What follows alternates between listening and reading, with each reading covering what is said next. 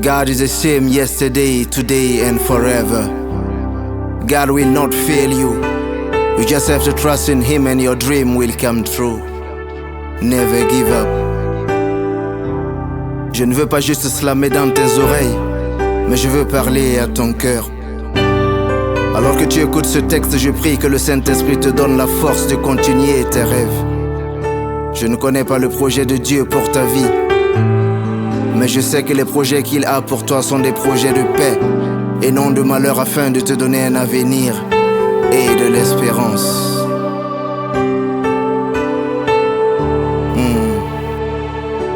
Ne laissons pas les situations extérieures transformer notre intérieur. Car si nous sommes vaincus dans notre intérieur, nous n'aurons jamais la victoire sur les choses extérieures. Lorsque la vie t'impose des raisons justificatives visant à te décourager, souviens-toi qu'il y a encore de plus grandes raisons à rester encouragé. Tu es exaspéré par cette monotonie. Tu es fatigué de vivre encore et encore les mêmes mortifications qui te font stagner dans la même situation.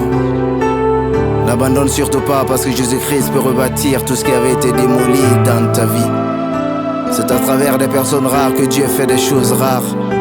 Tu es né pour que des choses rares arrivent par toi. Ce que Dieu a prévu pour toi est bien plus important que ce que tu crois. Et aussi longtemps que tu vivras en dessous de ce que Dieu a prévu pour toi, tu n'expérimenteras jamais son merveilleux plan pour toi. Ta vie est en dents de scie parce que tu n'as pas suffisamment confiance en lui. Le découragement grossit dans ta vie parce que tu l'as nourri. My dear friend, I need to tell you something. God is trying to teach you. God will never forsake you. When in doubt, remember God is a protocol breaker. God can turn your sorrow into joy. Alléluia. S'il te plaît, n'abandonne pas. Oui, n'abandonne pas. Sante quebranda yenda shaka. Torobosonta cabranda. Le véritable combat de la foi réside entre ce que le monde te montre et ce que Jésus-Christ te propose. Tu peux avoir l'impression que le hiatus est grand entre ce que Dieu t'a promis pour l'avenir et ce que tu constates dans le présent.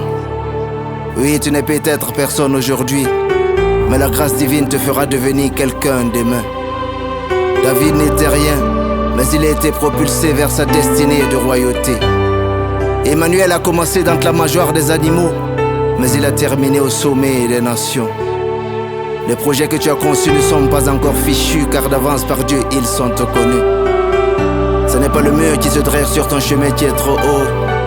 Non, c'est l'échelle que tu utilises qui est trop courte. Les pessimistes regardent à la hauteur du mur, tandis que les optimistes recherchent et utilisent une échelle. Laisse Jésus-Christ être ton échelle, et à la lumière du Dieu souverain, tu seras serein. S'il te plaît, n'abandonne pas. Yes, et quebranda Santa Chaka. Oui, n'abandonne pas. N'abandonne pas.